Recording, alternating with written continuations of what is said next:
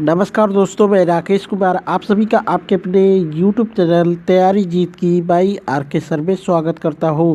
और दोस्तों, आज हम बात करेंगे एसएससी CHSL एग्ज़ाम एनालिसिस 2023 की। जी हाँ दोस्तों, 14 मार्च 2023 को एसएससी CHSL के चारों शिफ्टों का एग्ज़ाम ख़त्म हो चुका है और चारों शिफ्टों में पूछे गए जितने भी क्वेश्चन मुझे मिले हैं सब इस वीडियो में डिस्कस करेंगे। जिनका भी एग्ज़ाम्स आगे आने वाली शिफ्टों में है उनके लिए ये वीडियो काफ़ी इम्पोर्टेंट होने वाली है, क्योंकि इसमें सभी क्वेश्चंस के साथ साथ एक्स्ट्रा फैक्ट भी बताए जाएंगे। बाकी दोस्तों, इस वीडियो का PDF फाइल आप हमारे टेलीग्राम ग्रुप से बिल्कुल फ्री में डाउनलोड कर सकते हैं, जिसका लिंक वीडियो के डिस्क्रिप्शन में दिया गया है। तो जाइए वहां से उसको ज्वाइन कर लीजिए। वहां पे हर PDF एक साथ आपको मिल जाएंगे हर दिन का। ठीक है, तो चलिए वीडियो शुरू करते हैं। था कि टोक्यो ओलंपिक 2021 का जो कि में हुआ था, भारत ने कुल कितने पदक जीते थे? तो इसमें कुल भारत ने 7 पदक जीते थे। इस ओलंपिक में भारत ने 7 पदक जीतकर इतिहास रच दिया। इससे पहले भारत ने एक ओलंपिक में कभी इतने पदक नहीं जीते थे। भारत ने टोक्यो ओलंपिक में 1 गोल्ड, 2 सिल्वर और 4 ब्रॉन्ज मेडल जीते थे। वहीं बात करते हैं दोस्तों कि सबसे अधिक पदक जो कि अमेरिका ने जीता था। वहीं दूसरे नंबर पे चीन ने 88 पदक अपने नाम किया था। भवानी देवी किस खेल से संबंधित है, ये पूछा था तो तलवारबाजी से। और दोस्तों, भवानी देवी की तलवारबाजी में मुकाबला जीतने वाली पहली भारतीय बनी है। ठीक है, तलवारबाजी का मुकाबला जीतने वाली ओलंपिक में पहली भारतीय बनी है। तो इसको याद रखिएगा आप लोग। ठीक है, क्या पूछा था एक बार कमेंट करके बता दीजिएगा। एक प्रश्न आया था कि टोक्यो ओलंपिक 2020 में किस खेल को शामिल नहीं किया गया था? तो इसका राइट आंसर हो जाएगा बेसबॉल को शामिल नहीं किया गया था। एक प्रश्न आया था दोस्तों कि मूल अधिकार भारतीय संविधान के किस भाग में? तो इसका राइट आंसर हो जाएगा भाग 3। वहीं अनुच्छेद की बात करते हैं तो ये 12 से 35 तक हो जाएगा। ठीक है, यहाँ पे बात करते हैं दोस्तों तो मौलिक अधिकार संविधान के भाग 3 में अनुच्छेद 12 से 35 तक निहित है। इस संबंध में संविधान निर्माताओं ने संयुक्त राज्य अमेरिका के संविधान यानी अर्थात बिल ऑफ राइट से प्रेरणा ली थी। संविधान के भाग 3 को भारत के जो कि मैग्ना कार्टा के रूप में वर्णित किया गया है। इसमें जो कि न्याय संगत मौलिक अधिकारों की एक बहुत लंबी और व्यापक सूची को रखा गया है। वही बात करते हैं दोस्तों तो वास्तव में हमारे संविधान में मौलिक अधिकार संयुक्त राज्य अमेरिका सहित विश्व के किसी भी अन्य देश के संविधान में पाए गए अधिकारों की तुलना में अधिक विस्तृत है। संविधान द्वारा सभी व्यक्तियों को बिना किसी भेदभाव के मौलिक अधिकारों की गारंटी दी गई है। वे सभी जो कि व्यक्तियों की समानता, व्यक्ति की गरिमा, व्यापक सार्वजनिक हित और राष्ट्र की एकता को बनाए रखते हैं। वही बात करते हैं दोस्तों तो मूल रूप से संविधान ने 7 मौलिक अधिकारों का प्रावधान किया गया था। पहले 6 थे, बाद में 1 बढ़ाया गया था, एक घटा दिया गया दोस्तों। अभी वर्तमान में 6 है। ठीक है, पहले 7 था, जैसे कि समानता का अधिकार अनुच्छेद 14 से 18, स्वतंत्रता का अधिकार अनुच्छेद 19 से 22, शोषण के विरुद्ध अधिकार 23 से 24, धर्म जो कि धर्म की स्वतंत्रता का अधिकार 25 से 28, सांस्कृतिक और शैक्षिक अधिकार जो कि अनुच्छेद 29 से 30, संपत्ति का अधिकार जो कि अनुच्छेद 31, संवैधानिक उपचारों का अधिकार जो कि अनुच्छेद 32 में है। हालांकि बाद में दोस्तों इसको जो है संपत्ति के अधिकार को 44वें संविधान संशोधन अधिनियम 1978 द्वारा मौलिक अधिकारों की सूची से हटा दिया गया था। इसको अनुच्छेद 21 को बाद में हटा दिया गया था। इस बात को याद रखिएगा। एक प्रश्न आया था कि भारतीय संविधान में विधि द्वारा स्थापित प्रक्रिया किस देश से ली गई है? तो इसका राइट आंसर हो जाएगा दोस्तों जापान। बात करते हैं दोस्तों तो विधि द्वारा स्थापित प्रक्रिया जापानी संविधान से ली गई थी। विधि द्वारा स्थापित प्रक्रिया का अर्थ है कि विधायिका या फिर संबंधित निकाय द्वारा विधिवत बनाया गया कानून तभी मान्य है जब सही प्रक्रिया का पालन किया गया हो। कानून द्वारा स्थापित प्रक्रिया वाक्यांश को अपनाकर संविधान ने कानून को निर्धारित करने के लिए विधायिका को अंतिम शब्द दिया था। वही बात करते हैं दोस्तों तो भारतीय संविधान में कुछ महत्वपूर्ण जो कि उदारी, जैसे कि केंद्र का प्रबल संघ कनाडा से लिया गया है, संसद जो कि ब्रिटेन से ली गई है, प्रस्तावना USA से लिया गया है, DPSP जो कि आयरलैंड से लिया गया है, मौलिक कर्तव्य जो कि रूस से लिया गया है। वही बात करते हैं राष्ट्रपति का चुनाव जो कि आयरलैंड से और आपातकाल जो कि जर्मनी से लिया गया है। घूमर किस राज्य का लोक नृत्य है? तो इसका राइट आंसर हो जाएगा राजस्थान। बात करते हैं दोस्तों, तो घूमर जो कि भील जनजाति का एक पारंपरिक लोक नृत्य है जो देवी सरस्वती की पूजा करने के लिए किया जाता है, जिसे बाद में अन्य राजस्थानी समुदायों द्वारा अपना लिया गया था। घूमर राजपूत राजाओं के शासनकाल के दौरान भारतीय राजस्थान में लोकप्रिय हो गया और आमतौर पर सभाओं के दौरान महिलाओं द्वारा प्रदर्शन किया जाता है। राजस्थान के अन्य लोक नृत्य हैं जिससे कि मैं यहाँ पे बता देता हूँ, जैसे कि चक्री, गणगौर, झूलन लीला, झूमा, सुसीनी, गपाल और कालबेलिया लोक नृत्य, ये सभी क्या है जब राजस्थान के हैं। एक प्रश्न आया था कि हुमायूं और शेर शाह सूरी के बीच में कन्नौज का युद्ध कब हुआ था? 1540 में हुआ था। बात करते हैं दोस्तों, तो 1540 ईस्वी में कन्नौज जिसका नाम बिलग्राम के युद्ध में हुमायूं को शेर शाह ने हराया था और उसे भागना पड़ा था। वह शाह हुसैन जो कि अरगुना शासनकाल के दौरान सिंध में भटक गया और फिर ईरानी अदालत में पहुंच गया। हुमायूं बाबर का पुत्र था और उसने जो कि 1530 ईस्वी में राजगद्दी संभाली थी। उसके उत्तराधिकार को उनके भाइयों जो कि कामरान, हिंदल और अस्करी और अफगानों द्वारा चुनौती दी गई थी। उनका पहला अभियान जो कि कालिंजर के खिलाफ था। वहीं बात करते हैं दोस्तों चौसा की लड़ाई 1539 में जिसको शेर शाह और हुमायूं की सेना के बीच में लड़ी गई थी। हुमायूं बुरी तरह से हार गया और भाग गया था। हुमायूं की बहन जो कि गुलबदन बेगम ने उनकी जीवनी हुमायूं नामा लिखी है। शेर शाह सूरी का असली नाम जो कि फरीद था, वह बाबर खान लोहानी की सेवा में शामिल हुए और फिर उन्हें बिहार का उपराज्यपाल के रूप में नियुक्त किया गया था। तो इन सब चीज़ों को याद रखिएगा। उन्होंने जो कि शामल की लड़ाई जो कि 1544 ईस्वी में मारवाड़ के राजपूत सेनाओं को हराया था। माजुली द्वीप कहाँ पर स्थित है? तो दोस्तों माजुली द्वीप किस नदी पे या फिर किस राज्य में पूछा था, तो ये असम के ब्रह्मपुत्र नदी के मध्य में बसा एक बड़ा सा द्वीप है। बात करते हैं दोस्तों, तो माजुली असम में ब्रह्मपुत्र नदी के बीच में स्थित एक बड़ा नदी द्वीप है। माजुली द्वीप को दुनिया के सबसे बड़े नदी द्वीप के रूप में दर्शाया गया है। ब्रह्मपुत्र नदी और इसकी सहायक नदियां जैसे कि विशेषकर लोहित नदी की दिशा और क्षेत्र में परिवर्तन के कारण इस द्वीप का निर्माण समय के साथ हुआ है। माजुली को असम की सांस्कृतिक राजधानी भी कहा जा सकता है। माजुली जो कि जोरहाट जिले के उत्तरी भाग में स्थित है और ब्रह्मपुत्र नदी द्वारा मुख्य भूमि से अलग किया गया है।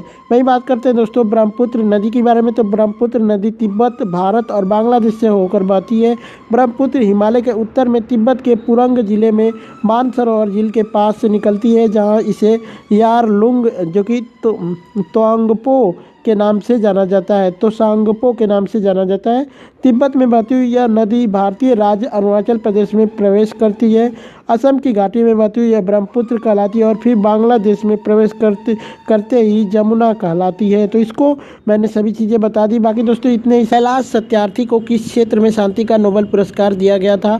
तो सामाजिक कार्यकर्ता थे, तो उनको सामाजिक के क्षेत्र में यानी जो कि एक समाज सेवी के लिए उनको ये अवार्ड दिया गया था। बात करते हैं तो 2014 में कैलाश सत्यार्थी ने नोबेल शांति पुरस्कार जीता था।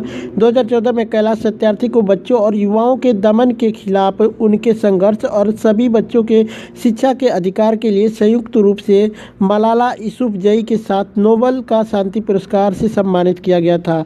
17 साल की उम्र में बात करते हैं मलाला यूसुफजई की, तो वह 17 साल की उम्र में यह पुरस्कार पाने वाली सबसे कम उम्र की व्यक्ति बन गई हैं। मलाला यूसुफजई जी के बच्चों के अधिकार कार्यकर्ता कैलाश सत्यार्थी को वित्तीय लाभ के लिए बच्चों के गंभीर शोषण पर ध्यान केंद्रित करने के लिए नोबेल का शांति पुरस्कार से सम्मानित किया गया। एक और महत्वपूर्ण कारण यह था कि उन्होंने भारतीय स्वतंत्रता नेता महात्मा गांधी की अहिंसक परंपरा का पालन किया था। वहीं बात करते हैं दोस्तों मलाला यूसुफजई को शिक्षा प्राप्त करने के लिए, हर बच्चे के अधिकार के लिए, उनकी लड़ाई के लिए नोबेल शांति पुरस्कार से सम्मानित किया गया था। वह पाकिस्तान में जो कि स्वात घाटी में पैदा हुई थी। जब 2008 में इस्लामिक तालिबान आंदोलन ने घाटी को अपने नियंत्रण में ले लिया तो लड़कियों के स्कूल जला दिए गए थे। वहीं बात करते हैं दोस्तों, मलाला ने घटनाओं की एक डायरी रखी जिसे 2009 में BBC उर्दू द्वारा प्रकाशित किया गया था। अपनी डायरी में उसने तालिबान के आतंकवादी शासन के खिलाफ बात की थी। एक अमेरिकी डॉक्यूमेंट्री फिल्म ने मलाला को अंतर्राष्ट्रीय स्तर पर प्रसिद्ध बना दिया। भौतिक विज्ञान 2020 में नोबेल पुरस्कार के 3 खगोल भौतिकों जो कि भौतिकीविदों को दिया गया।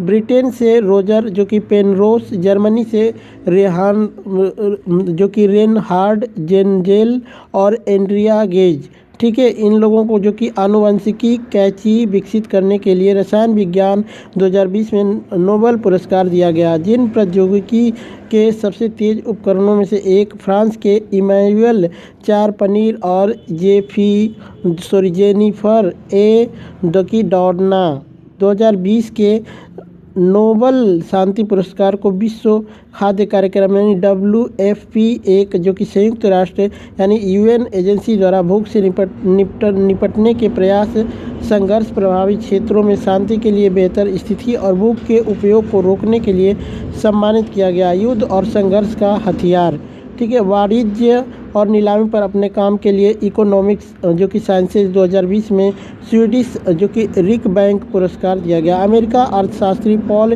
जो कि मिलग्रोम और रॉबर्ट विल्सन साहित्य का 2020 में नोबेल पुरस्कार से सम्मानित किए गए हैं। लुइस ग्लुक जो कि अपनी बेमिसाल जो कि काव्यात्मक आवाज़ के लिए जो कि खूबसूरती के साथ व्यक्तिगत अस्तित्व को सार्वभौमिक बनाता है, ठीक है। एक प्रश्न आया था दोस्तों कि 2022 का फीफा वर्ल्ड कप का पहला मैच किन के बीच में हुआ था, तो कतर और इक्वाडोर के बीच में हुआ था। इसका आयोजन कतर में हुआ था, ठीक है। एक प्रश्न आया था दोस्तों कि पटना में पत्थर की मस्जिद किसने बनवाई थी, तो मुगल सम्राट जहांगीर के बेटे परवेज शाह ने इस मस्जिद का निर्माण करवाया था। तो परवेज शाह आपका राइट आंसर होगा। बात करते हैं, पत्थर की मस्जिद पटना बिहार में स्थित है। इसकी स्थापना 1621 में मुगल सम्राट के जहांगीर के पुत्र परवेज शाह ने की थी। इसका नाम यह इसलिए रखा गया है क्योंकि इसकी संरचना पूरी तरह से पत्थरों से निर्मित है, इसलिए इसको पत्थर की मस्जिद कहा जाता है। 2022 में ग्रीष्मकालीन ओलंपिक का आयोजन किस देश में होगा, ब्रिस्बेन ऑस्ट्रेलिया में होगा। सुरेश एन पटेल वर्तमान में किसके अध्यक्ष हैं, तो इसका राइट आंसर हो जाएगा केंद्रीय सतर्कता आयुक्त, ठीक है। एक प्रश्न आया था दोस्तों कि राज्यसभा किस अनुच्छेद से संबंधित है, तो अनुच्छेद 80 जो है आपका राइट आंसर होगा। बात करते हैं तो भारतीय संसद के ऊपरी सदन को राज्यसभा के रूप में जाना जाता है। यह एक अस्थायी सदन है जो कि भंग नहीं किया जा सकता, जिसे राज्यों की परिषद के रूप में भी जाना जाता है। इस सदन में कुल 245 सदस्य हैं और अधिकतम सामर्थ्य 252 है। 245 सदस्यों में से 12 सदस्य राष्ट्रपति द्वारा नामित किए जाते हैं और 233 चुने जाते हैं, ठीक है। राज्यसभा के सदस्यों के नामांकन की जो कि विशिष्टता आयरलैंड से उधार ली गई थी, यानी आयरलैंड के संविधान से लिया गया था। उन 233 सदस्यों को संविधान जो कि संबंधित राज्यों और केंद्र शासित प्रदेशों जैसे कि पुडुचेरी और दिल्ली के विधायकों द्वारा चुना जाता है। निर्वाचित सदस्यों का कार्यकाल 6 वर्ष का होता है और प्रत्येक 2 वर्ष में 2/3 सीटों के लिए चुनाव होते हैं। वही बात करते हैं दोस्तों, राज्यसभा भारतीय संविधान के अनुच्छेद 80 के तहत गठित भारत के द्विसदनीय सदन का ऊपरी सदन होता है। इसे उच्च सदन के रूप में भी जाना जाता है। भारत का उपराष्ट्रपति राज्यसभा का पदेन सभापति होता है। वहीं बात करते हैं, सितंबर 2021 तक वेंकैया नायडू भारत के राज्यसभा के सभापति रहे थे। राज्यसभा का एक स्थायी निकाय है जिसको कि विलयन के अधीन नहीं होता है, ठीक है। एक प्रश्न आया था दोस्तों कि इनमें से कौन सी गोदावरी नदी की सहायक नदी है, तो इसका ऑप्शन आप लोग कमेंट करके बता देना। बात करते हैं तो जो कि वेनगंगा गोदावरी की सबसे बड़ी सहायक नदी है, ठीक है। वहीं बात करते हैं गोदावरी नदी की कुछ प्रमुख सहायक नदियां जो कि प्रवर, पूर्णा, वेनगंगा और पेनगंगा दक्षिण भारत से गोदावरी नदी की सहायक नदी हैं। गोदावरी नदी जो कि महाराष्ट्र में, आंध्र प्रदेश, छत्तीसगढ़ और तेलंगाना में बहती है। नासिक गोदावरी नदी के तट पर स्थित है। गोदावरी नदी को पुरानी गंगा के रूप में भी जाना जाता है। वैसे जल जो पत्थरों के नीचे होता है उसे क्या कहते हैं? तो भूजल कहा जाता है। वह जल जो कि चट्टानों और मिट्टी से रिस कर निकलता है उसको भूजल बोला जाता है। बात करते हैं तो भूजल वह जल होता है जो चट्टानों और मिट्टी से रिस जाता है और भूमि के नीचे जमा हो जाता है। जिन चट्टानों में भूजल जमा होता है उन्हें जलभृत जो कि एक्वीफर कहा जाता है। सामान्य तौर पर जलभृत बजरी, रेत, बलुआ पत्थर या फिर चूना पत्थर से बने होते हैं। एक प्रश्न आया था दोस्तों कि किस केंद्र शासित प्रदेश के नाम पर किसी सागर का नाम है? तो लक्षद्वीप होना चाहिए। आप इसका आंसर कमेंट करके एक बार बताना। वाद्य यंत्र को नाट्य शास्त्र के रूप में किसने प्रस्तुत किया था? भरत मुनि ने प्रस्तुत किया था। बात करते हैं भरत मुनि के नाट्य शास्त्र 200 ईसा पूर्व और 200 ईस्वी के बीच लिखे गए में वाद्य यंत्रों को 4 समूहों में वर्गीकृत किया गया था, जो कि औनद्य वाद्य जिसको झिल्ली फोन या फिर टक्कर यंत्र, घन वाद्य जो कि इडियोफोन या फिर ठोस यंत्र, सुशीर वाद्य जो कि एयरोफोन या फिर पवन यंत्र, और सात वाद्य जो कि ठोस वाद्य यंत्र जो कि कॉर्डोफोन या फिर तार वाले वाद्य यंत्र होते हैं। ठीक है, एक प्रश्न आया था दोस्तों कि MS, ठीक है, MS एक्सेल में वापस सेम कमांड के लिए कौन सा शॉर्टकट की प्रयोग किया जाता है? Ctrl+Y या फिर आप F4 का इस्तेमाल कर सकते हैं। ठीक है, 7वीं अनुसूची किससे संबंधित है? भारतीय संविधान की 7वीं अनुसूची राज्यों और संघ के मध्य के अधिकारों को उल्लिखित करती है। इसमें 3 सूचियां हैं, पहली है संघ सूची, दूसरी है राज्य सूची और तीसरी है समवर्ती सूची। एक प्रश्न आया था दोस्तों कि रेल टेल क्या होता है? तो इसका ऑप्शंस बताना। आप क्वेश्चंस किस तरीके से पूछा गया था ये भी बताना। बात करते हैं रेल टेल जो कि कॉरपोरेशन देश की इंफॉर्मेशन और कम्युनिकेशंस टेक्नोलॉजी यानी ICT इंफ्रा जो कि प्रोवाइडर कंपनी है। साल 2000 में शुरू की गई यह रेल मंत्रालय के तहत काम करती है। इसके प्रोडक्ट और सर्विसेज में टेलीकॉम नेटवर्क सर्विसेज, टेलीकॉम जो कि इंफ्रास्ट्रक्चर सर्विसेज, डाटा सेंटर एवं होस्टिंग सर्विसेज और सिस्टम इंटीग्रेशन सर्विसेज शामिल होती है। ठीक है, बाकी इसमें क्या था कमेंट करके एक बार बता देना। कार्बोहाइड्रेट का पाचन कहाँ से शुरू होता है? तो इसका राइट आंसर हो जाएगा मुख्य गुहा से। बात करते हैं तो मुख्य गुहा में कार्बोहाइड्रेट का पाचन मुख से होता है, जो कि लारिये एमाइलेज या फिर टाइलिन एंजाइम स्टार्च को पूर्णतः उदासीन या फिर हल्के क्षारीय माध्यम में माल्टेज या फिर आइसोमाल्टोज और जो कि डायक्ट्रीन में तोड़ता है। स्टार्च का लगभग 30% हिस्सा मुंह में ही जल जो कि अपघटित हो जाता है, तो इसको आप लोग याद रखिएगा। बाकी दोस्तों यही सब 2022 में ICC player of the month का अवार्ड किसको दिया गया है? ये पुरुष का पूछा था या फिर महिला का, कंफर्म कर दीजिएगा।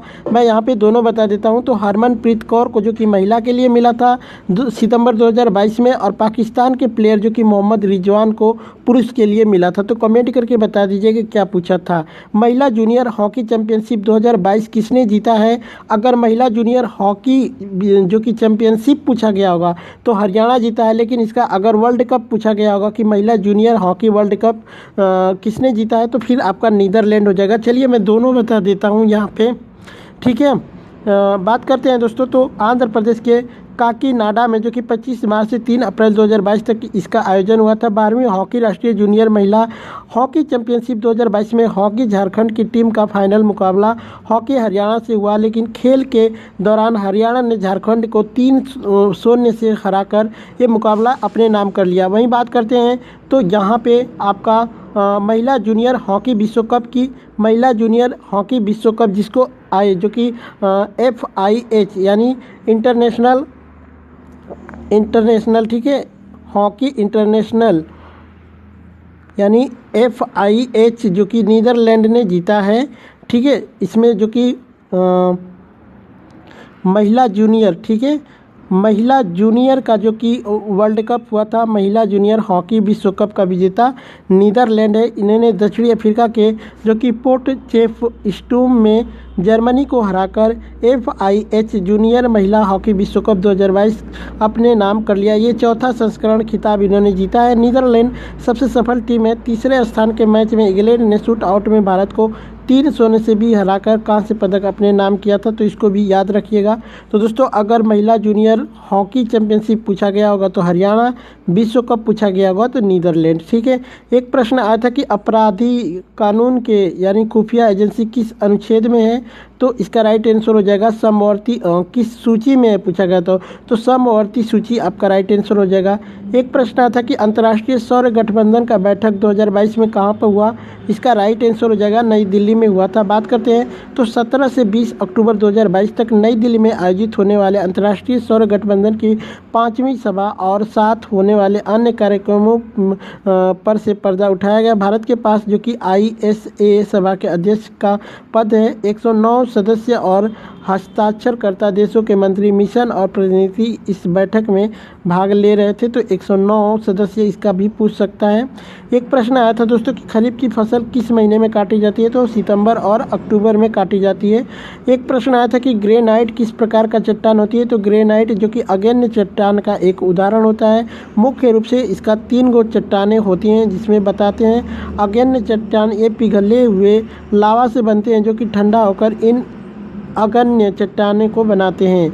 वही बात करते हैं उदाहरण जो कि बेसाल्ट और ग्रेनाइट 2 हो जाएंगे इसके प्रकार के, तो ये अगण्य में आ जाए। वही बात करते हैं जो कि कायांतरित चट्टान, ये चट्टान के प्रकार हैं जिसमें चट्टान में मौजूद खनिज जो कि अस्थिर हो जाते हैं तीव्र गर्मी और दबाव में, जो कि कायांतरित यानी प्रकृति में परिवर्तित हो जाते हैं। इस प्रकार की चट्टानों को कायांतरित शिला कहा जाता है।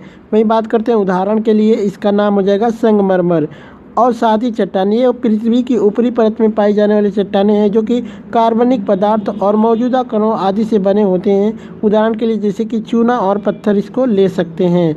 एक प्रश्न आया था दोस्तों कि नरेंद्र मोदी की आत्मकथा के लेखक कौन है, तो एंडी मैरिनो इसका राइट आंसर हो जाएगा। नरेंद्र मोदी की जीवनी जिसका उद्देश्य नरेंद्र मोदी और उनकी राजनीति की निष्पक्ष तस्वीर प्रदान करना है। भाजपा के प्रधानमंत्री पद के उम्मीदवार नरेंद्र मोदी भारत के सबसे शक्तिशाली, लोकप्रिय और जो कि विवादास्पद नेताओं में से एक हैं। पुस्तक लेखक एंडी मैरिन द्वारा इनको लिखा गया है। ठीक है। वही बात करते हैं, एक प्रश्न आया था कि कडाड़ा बांध की जो कि किस नदी के तट पर स्थित है। कडाड़ा बांध किस नदी के तट पर स्थित है, तो कडाड़ा बांध भारत के गुजरात राज्य के जो कि महिसागर जिले में मही नदी पर स्थित है।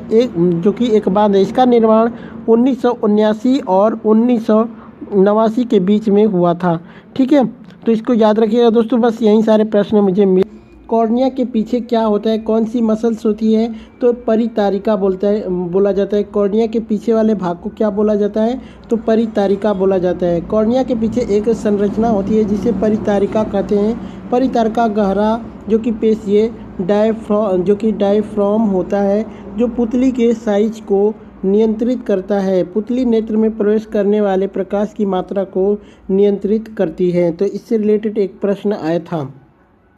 2022 के कॉमनवेल्थ गेम में ट्रिपल जंप में गोल्ड मेडल किसने जीता था, तो इसका राइट आंसर हो जाएगा दोस्तों आपका एल्दोस पॉल। ठीक है, एल्दोस पॉल जो कि आपका राइट आंसर हो जाएगा। बात करते हैं कॉमनवेल्थ गेम्स 2022 एथलेटिक्स, एल्दोस पॉल ने जीता भारत का पहला triple jump gold medal. Abdullah जो कि अबूबकर ने जीता सिल्वर। एल्दोस पॉल ने बर्मिंघम में जो कि 17.03 मीटर का नया व्यक्तिगत सर्वश्रेष्ठ रिकॉर्ड बनाया। प्रवीण कुमार जो कि चित्रवेल चौथे स्थान पर रहे थे। तो जो कि सिल्वर मेडल कौन जीते हैं, अब्दुल्ला अबू बकर, और दोस्तों जो कि गोल्ड मेडल जीते हैं एल्दोस पॉल। तो आप इनको याद रख लीजिएगा। ठीक है। एक प्रश्न आया था दोस्तों कि प्राइवेट इनकम किसे कहा जाता है, तो ये ऑप्शंस के अकॉर्डिंग ज़्यादा निर्भर होता है। चलिए मैं यहाँ पे बता देता हूँ, इसके ऑप्शंस भी बड़े बड़े दिए रहे होंगे। निजी आय को सभी स्रोतों से निजी क्षेत्र द्वारा प्राप्त सभी कारकों की आय और हस्तांतरण आय के कुल के रूप में संदर्भित किया जाता है। निजी आय में किसी भी प्रकार की व्यावसायिक गतिविधियों में उत्पन्न आय या फिर वेतन या किसी प्रकार के कमीशन के अलावा प्राप्त होने वाला आय शामिल होता है। दोस्तों यहाँ पे प्राइवेट इनकम का मतलब ये होता है, इसको निजी आय हिंदी में बोलते हैं। ऑप्शंस क्या थे एक बार कमेंट करके बता दीजिएगा। प्रो कबड्डी लीग सीजन 8 का विजेता कौन है? तो दबंग दिल्ली थी। दबंग दिल्ली केसी आपका राइट आंसर हो जाएगा। बात करते हैं कि प्रो कबड्डी लीग सीजन 8 के फाइनल जो कि PKL फाइनल में दबंग दिल्ली केसी ने पटना पायरेट्स को 37-36 से हराकर पहली बार खिताब अपने नाम कर लिया। इसके साथ ही दिल्ली प्रो कबड्डी का खिताब जीतने वाली 6वीं टीम बन गई है। तो इसको भी आप लोग याद रखिएगा। विश्व पर्यावरण दिवस कब मनाया जाता है? तो ये 5 जून को मनाया जाता है। बात करते हैं विश्व पर्यावरण दिवस की, तो यह प्रत्येक वर्ष 5 जून को मनाया जाता है। इसकी स्थापना 1972 में संयुक्त राष्ट्र द्वारा मानव पर्यावरण पर स्टॉकहोम सम्मेलन में की गई थी। ये पहली बार वर्ष 1974 में मनाया गया था। प्रथम विश्व पर्यावरण दिवस का विषय केवल एक पृथ्वी था। ठीक है, तो इसको याद रख लीजिएगा। विश्व पर्यावरण दिवस 2022 का विषय केवल एक पृथ्वी भी है। ठीक है, वही बात करते हैं दोस्तों संयुक्त राष्ट्र जो कि UNO के बारे में। तो UNO का गठन 24 अक्टूबर 1945 को हुआ था।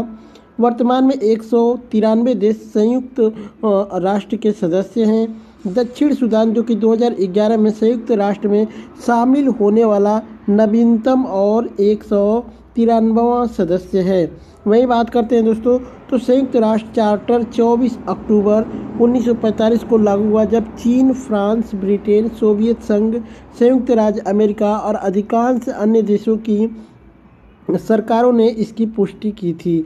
संयुक्त राष्ट्र का मुख्यालय जो कि न्यूयॉर्क में स्थित है।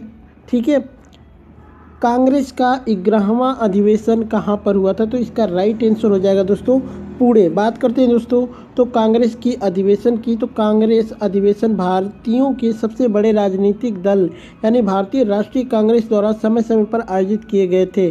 भारतीय राष्ट्रीय कांग्रेस की स्थापना जो कि 28 दिसंबर 1885 में की गई थी। इसका पहला अधिवेशन बम्बई के वर्तमान जो कि मुंबई में कलकत्ता हाईकोर्ट के बैरिस्टर, ठीक है, वो मुकेश चंद्र बनर्जी की अध्यक्षता में हुआ था। कहा जाता है कि वायसराय लॉर्ड जो कि डफरिन 1884 से 1888 ने कांग्रेस की स्थापना का अप्रत्यक्ष रीति से समर्थन किया था।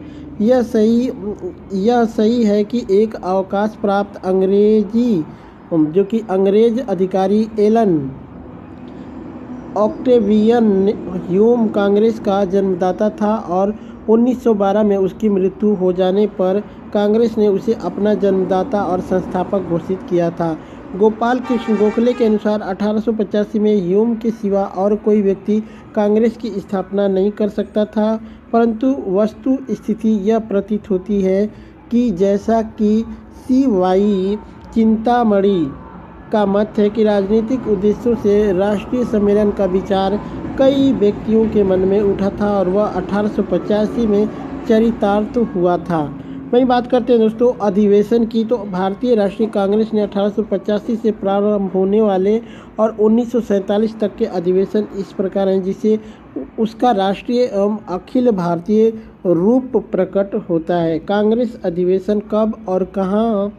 ठीक है, यहाँ पे हम बात कर लेते हैं दोस्तों सभी राष्ट्रीय अधिवेशन जो कि शुरू से लेके अंत तक अधिवेशन, वर्ष, स्थान और अध्यक्ष, ये सभी चीज़ें मैंने पूरी मेंशन कर दी है। आपके आने वाले एग्जाम्स के लिए काफ़ी इंपॉर्टेंट होने वाले हैं। तो आप देख सकते हैं यहाँ पे हमसे 11वां पूछा था दोस्तों, तो चलिए 11वां कहाँ गया, 10वां 11वां, ये देखिए 11वां जो कि 1885 में पूना में हुआ था और इसके जो कि आपके अध्यक्ष थे सुरेंद्र बनर्जी थे। ठीक है, तो इसको आप इसी तरीके से पूरा याद कर सकते हैं दोस्तों, आने वाले एग्जाम्स के लिए ये काफ़ी इम्पोर्टेंट होगा। ठीक है, तो इस तरीके से आप इन सभी चीज़ों को याद कर लीजिएगा। चलिए नेक्स्ट क्वेश्चन देखते हैं। ठीक है, एक प्रश्न आया था दोस्तों यहाँ पे कि 2023 का हॉकी विश्व कप कहाँ पर हुआ था? तो ये भारत में हुआ था। बात करते हैं हॉकी विश्व कप 2023 का आयोजन जो कि भुवनेश्वर और राउरकेला में 13 से 29 जनवरी के बीच हुआ था। प्रतियोगिता में कुल जो कि 16 टीमें बीच में 44 मुकाबले खेले थे। भारत में लाइव देखें जो कि FIH पुरुष हॉकी विश्व कप 2023 का भारत में ओडिशा में आयोजन होने की पूरी लिस्ट जारी हो गई है, यानी FIH। ठीक है, एक प्रश्न आया था दोस्तों कि भारतीय संविधान की 5वीं अनुसूची किससे संबंधित है? ये प्रश्न आया था दोस्तों। तो बात करते हैं तो संविधान की अनुसूची 5वीं के जो कि पैराग्राफ 6/2 के अनुसार राष्ट्रपति किसी भी समय राज्य के राज्यपाल की सलाह के बाद एक राज्य में किसी अनुसूचित क्षेत्र में वृद्धि का आदेश दे सकते हैं। किसी राज्य और राज्यों के संबंध में इस पैराग्राफ के अंतर्गत जारी आदेश और आदेशों को राज्य के राज्यपाल की सलाह से निरस्त कर सकते हैं।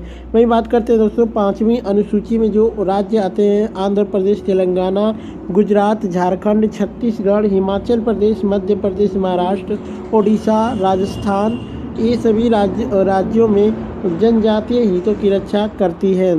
ठीक है, एक प्रश्न आया था कि इनमें से कौन कर्नाटक का लोक नृत्य है या फिर नहीं है, ऐसे करके था, तो आप कमेंट करके बताइएगा। एक दोस्तों ऑप्शन बताया कि लक्ष्मी देवी, तो क्या लक्ष्मी विश्वनाथन का संबंध किस लोक नृत्य से, ये पूछा गया था। ये एग्जैक्ट नहीं पता चल पाया, लेकिन अगर ये पूछा गया था तो कमेंट करके बताइएगा। तो इसका राइट आंसर हो जाएगा भरतनाट्यम से। तो दोस्तों यही सब प्रश्न आज के 4th शिफ्ट के मिले हैं। बाकी वीडियो कैसी लगी एक बार कमेंट करके बता देना। चलिए चलते हैं, मिलते हैं नेक्स्ट वीडियो में, तब तक के लिए जय हिंद, जय भारत।